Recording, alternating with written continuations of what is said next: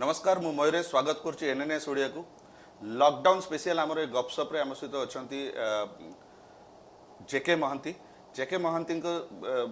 J hotel association of India secretary एवं hotel and restaurant association of Odisha president अच्छा ओडिशा रे मात्र दुईटी होटेल थिला जेतेबेले राजमहल होटेल और पुष्पक होटेल आधुनिक होटेल रो प्रथम स्वाद देइथिले ओडिशा को मिस्टर महांती आपन स्वागत करछु हमर कार्यक्रम को तो संप्रति कोरोना एक भयावह वातावरण सृष्टि कर सारा विश्व रे एते होटेल इंडस्ट्री केते क्षतिग्रस्त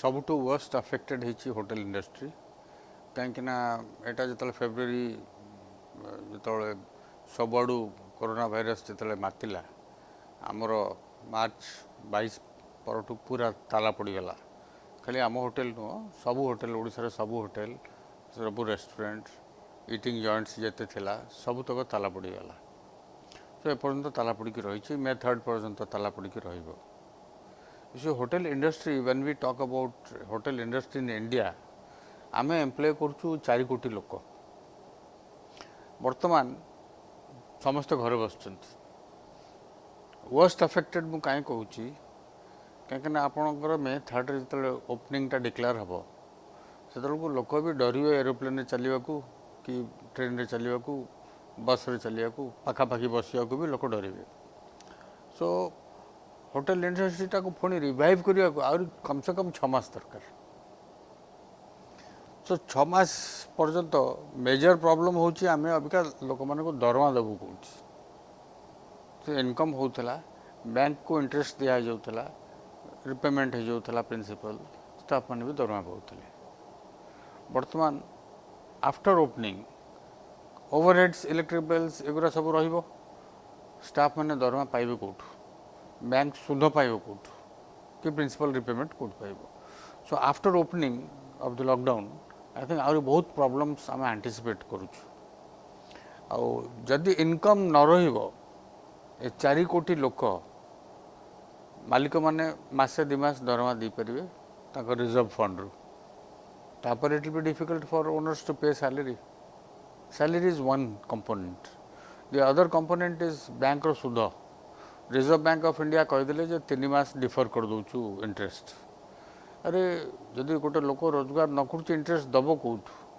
तो 3 मास डिफर कर देले it is of no use to the hotel industry or any industry तो लॉकडाउन खोलिला परे मध्य कोरोनार गोटे भय रोचे कारण आप देखिए जितेबाला लॉकडाउन खोल से हुए तो किसी लोक बाहर राज्य एठिक आसपारती एठू बाहर राज्य जाकि होटेल मान भर रही पारती तो से भी किसी कोविड-19 पॉजिटिव थिबार आशंका करा जाउची तो तापर भी आम जो होटेल इंडस्ट्री मैंने अच्छा जो मैनेजमेंट अच्छी जो डे टू डे मैनेजमेंट करेंगे से सोशल डिस्टेंसिंग बा ये सब जो पैरामीटर गवर्नमेंट रखी मास्क पिंधा ये सब देकी करेंगे ना से all parameters will be maintained कहीं आमे it is in our own interest for the staff, for their health, for the guests, समस्त को पेंगी for the society in general तो समस्त को पेंगी all parameters we will have to follow in 100%. 100% parameters follow करा हबो तो जहाँ आशंका करा जाउची जे कोरोना परे विश्व समुदाय एक आउ एक युद्ध लड़े को जाउचंती ए जो इकोनॉमिकल टर्मोइल होबा को जाउची कोरोना परे सेथिरे आपण जा कहले जे होटेल माने जो इंटरेस्ट दवा पई बहुत कष्ट हेबो एवं होटेल रो जो स्टाफ पेमेंट्स अछि सेथिरे भी आपण दवा पई गोटे 2 मास भीतर देबे किंतु रिवाइवल पई बा सरकार को पाखरे किछि दाबी आपण एंती अछि उपस्थापन करिया पई चाहउछन रिवाइवल पई कि देखंतु प्रथम हैला सर्वाइवल जदि सर्वाइव करिगलु ताहले रिवाइवल रो क्वेश्चन आसुछ वर्तमान survival is dangerous because government अपन तो कौन से पैकेज देना फाइनेंशियल रिलीफ कि इलेक्ट्रिसिटी जो मिनिमम चार्जेस था मिनिमम डिमांड चार्जेस ताकि भी उठे ना आउ बार लाइसेंस फीस ताको डिफर करचंती तो डिफर करदेले जो जून पर्यंत किंतु जो बाहर न चलुची लाइसेंस फीस गोटे लोक आनिक दब कौट लाइसेंस फीस कहीं दब बाहर न चलले डिफर करदेले तो सॉल्यूशन नो ना बैंक इंटरेस्ट ताको से डिफर करदेले किंतु से इंटरेस्ट तो पड़ो से इंटरेस्ट पुणी प्रिंसिपल संगे ऐड हो सो जो पीरियड रे इनकम ना लोक इंटरेस्ट दब कौटी माने it is something like giving tax without earning. This is a very grave situation जोटा को भारत सरकार को आम लिखिकी देचु भी जे बैंक रो जो लोन अच्छी इंटरेस्ट अच्छी से 1 year मोराटोरियम करा जाऊ। So moratorium without interest, only then the MSME or the hotel industry or tour operators will be able to survive. तो से आपण भावुना जे देशर अर्थनीति उपर एक बड़ प्रभाव पकई पारे जेमती कि आपण जदि आपण ऋण आपण सुध छाड़ कर दिया गला गोटे वर्ष पय पण ता भीतर कोन जे पॉसिबिलिटी अछि जे आपण टूरिज्म इंडस्ट्री बा हॉस्पिटैलिटी इंडस्ट्री सेतरे रिवाइव ही परिबो। You see, that is one way of revival. That is one way of revival. जदि छाड़ न करूछंती there will be mass unemployment. सेटा 4 कोटी लोक यदि अनएम्प्लॉयड हो जिवे, what can the government do? How can the government provide employment? So government को सब आडू चिंता करिया पड़िबो। Government is only now protecting the bank row interest को protect करछ। Reserve Bank and has made a policy where bank's interest is first protected, तापर promoter मानकर। देखो तो अमेरिकन सरकार अमेरिकार से 10% of their gross income of the country से देदेले रिवाइवल पैकेज पे। जापान देदेला 20%, इंडिया रे 2% 3% धरिकी बसुं। So first thing is survival of the industry MSME sector and others. जदि सर्वाइव करेंगे लोक चाकरी कर जाउछंती and then we think of revival and then growth. तो प्रथम है सर्वाइवल। तो ये जो लॉकडाउन खोलिबा परे सरकार जो भारत सरकार कहते जे सेमाने गोटे स्टिमुलस पैकेज तैयारी करछंती small and medium industry segment पई होटल इंडस्ट्री पई, तो तार किछि आभास आपण पाइछंती कि कोन नाही सेटा जते डेरी हबो। इसी टूरिज्म माने कोन? टूरिज्म माने खाली होटल नो एंड लग्जरी होटल कैटेगरी केते अछंती हार्डली 3-4 to 5% लग्जरी हबो। 95% is general category hotels, dhabas हो, लॉजिंग हो, जनता कैटेगरी हो, एगुरा तो 95%। 5 स्टार होटल 4 स्टार होटल एगुरा कितना हार्डली 5% है। So tourism is not a luxury business, this is a mass employment generator for the country. So वर्तमान जदि एमाने स्टिमुलस पैकेज भारत सरकार जदि डेरी करती, मोस्ट ऑफ द यूनिट्स तांकर एम्प्लॉय मानक बाहर करिया को बाध्य हेबे। सो जितेबाला स्टिमुलस पैकेज आछिबो it may be too late. तो आपण सरकार के पाखरे ए दाबी रखिया पई चाहउचंती जे जते जल्दी रु जल्दी स्टिमुलस पैकेज घोषणा करा जाओ। तबे या तो रहला भारत सरकार का कथा। आपण ओडिसा रो टूरिज्म बा ओडिसा रो राज्य सरकार पई hotel restaurant association of Odisha तरफ रु कोनसी स्पेसिफिक डिमांड करा जाई छि कि? ओडिसा रो होटल एसोसिएशन हमर गोटे टेलीकॉन्फ्रेंसिंग हला टूरिज्म सेक्रेटरी को संगे आम 3-4टा प्रस्ताव देइछु। ये गोटे हला first thing salary of staff, that is most important for the hotel industry.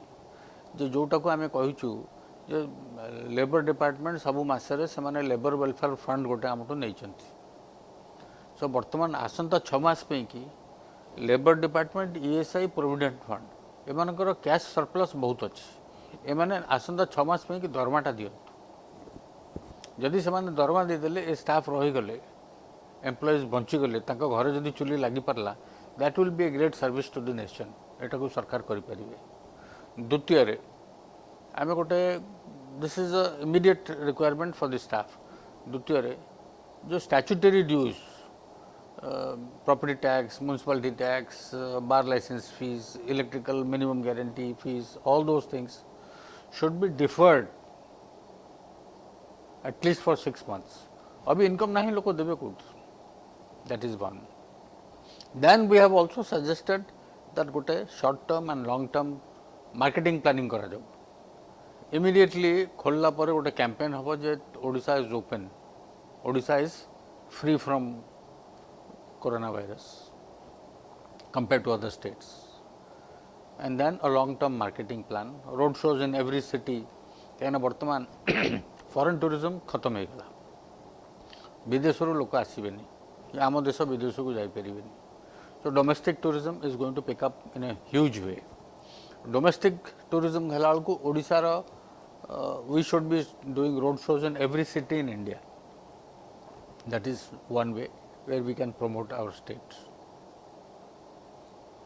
This is a marketing plan which we have given to the government. ତ ଏଠି ଆପଣ କହିଲେ ଯେ ଆପଣ ତିନି ସୂତ୍ରର ଗୋଟେ କାର୍ଯ୍ୟପନ୍ଥା ବାହାର କରିବା ପାଇଁ ସରକାରଙ୍କୁ ଅନୁରୋଧ କରିଛନ୍ତି, ଯୋଉଟା ରହିଲା କି ପ୍ରଥମେ ଆପଣ ଯୋଉ ଆପଣଙ୍କର ଷ୍ଟାଫ୍ ମାନଙ୍କର ସାଲାରୀ ଅଛି ସେଇଟା କେମିତି ଆପଣ ସରକାରଙ୍କ ପାଖରୁ ପାଇପାରିବେ, ଯୋଉଟା ଆପଣ କହୁଥିଲେ ଲେବର ୱେଲଫେୟାର ଫିସ୍ ବାବଦରେ ବା ଇପିଏଫ୍ ବାବଦରେ ଯୋଉ ପଇସା ଦିଆଯାଇଛି ଯୋଉ କଟା ଆସୁ ସେ ଦ୍ୱିତୀୟଟି କହିଲେ ଯେ ଆପଣ ଗୋଟେ ଲଙ୍ଗ ଟର୍ମ ମାର୍କେଟିଂ ପ୍ଲାନ୍ କରାଯାଉ। ତୃତୀୟଟି ହେଲା ଯେଉଁ ଷ୍ଟାଟ୍ୟୁଟୋରୀ ଟ୍ୟାକ୍ସ ଅଛି ଯୋଉଟା ଇମ୍ପୋର୍ଟାଣ୍ଟ ଆପଣଙ୍କ ପାଇଁ ହୋଲ୍ଡିଂ ଟ୍ୟାକ୍ସ ହଉ ବା ବାର୍ ଲାଇସେନ୍ସିଂ ଫି ଯୋଉ 6 ମାସ 6 ମାସ ପାଇଁ ଡେଫର କରାଯାଉ। ଆଚ୍ଛା, ଏଠି ଆଉ ଗୋଟେ ପ୍ରଶ୍ନ ରହୁଛି ଯେ ସାଧାରଣ ଲୋକ ଯେତେବେଳେ ବର୍ତ୍ତମାନ ଲକଡାଉନ ଖୋଲିବ ହୁଏତ ଭୁବନେଶ୍ୱର ଭଳିଆ ସହରରେ ବା ଆଉ ଯେମିତି ଆପଣଙ୍କର ଚିଲିକାରେ ଅଛି ବା ଆଉ ଯୋଉଠି ଲକ୍ଜରୀ ହୋଟେଲ ଅଛନ୍ତି ବା ଯୋଉଠି ଅଛି ପୁରୀ ହଉ ଆମର ଯେତିକି ଟୁରିଜିମ୍ ପ୍ଲେସ୍ରେ ଅଛନ୍ତି ସେଠି ପ୍ରାୟ ଲୋକମାନେ ଛୁଟି କଟାଇବା ପାଇଁ ହଉ ବା ଖାଇବା ପାଇଁ ହଉ ସେଠି ବହୁତ ଭିଡ଼ କରିପାରନ୍ତି। ତ ସେଠି ଗୋଟେ ଚାନ୍ସ ହେଉଛି ଯେ ଯଦି ତା ଭିତରେ କିଏ ହିଡେନ୍ କରୋନା ପଜିଟିଭ ପେସେଣ୍ଟ ଥାନ୍ତି ତ ଆପଣ ସେଠି କ'ଣ ଆପଣ I think hotel association तरफ already ଆମର circular internally discussion भी ହେଇଛି ଯେ we will strict follow the guidelines of the government। ଯାହାକୁ ବି ଯେ ଚେକ୍ ଇନ୍ ହେବ ଆମେ ତା ଟେମ୍ପରେଚର ଚେକ୍ କରିବୁ, ଚେକ୍ କରିକି ଭିତରକୁ କରିବୁ। ଧନ୍ୟବାଦ।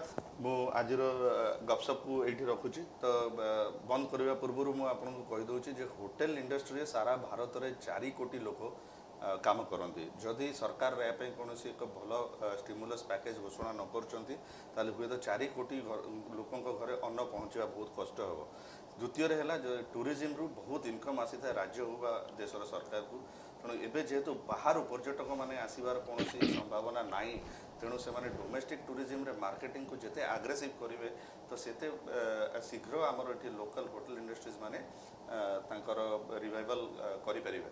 ତୃତୀୟରେ ଯେଉଁ ସେମାନଙ୍କ ଯେଉଁ ଷ୍ଟାଟ୍ୟୁଟୋରୀ ଫିସ୍ ଅଛି ସେଇଟା ତ ସରକାରଙ୍କର ବିଚାରାଧୀନ ଅଛି। ସରକାର ଚାହିଁବେ ଯେ ସେଇଟା 6 ମାସ ବର୍ଷେ କିମ୍ବା 3 ମାସ ପର୍ଯ୍ୟନ୍ତ ଯାହା ବି ଅବଧି କରିବେ ତ ସେ ଆକ୍ଚୁଆଲି ଯଦି କିଛି ଛାଡ଼ କରାଯାଏ ହୁଏତ ସାଲାରୀ ଦେବା ପାଇଁ ହୋଟେଲର ମାଲିକମାନଙ୍କୁ କୌଣସି ଅସୁବିଧା ନ ହୋଇପାରେ। ନମସ୍କାର, ଧନ୍ୟବାଦ।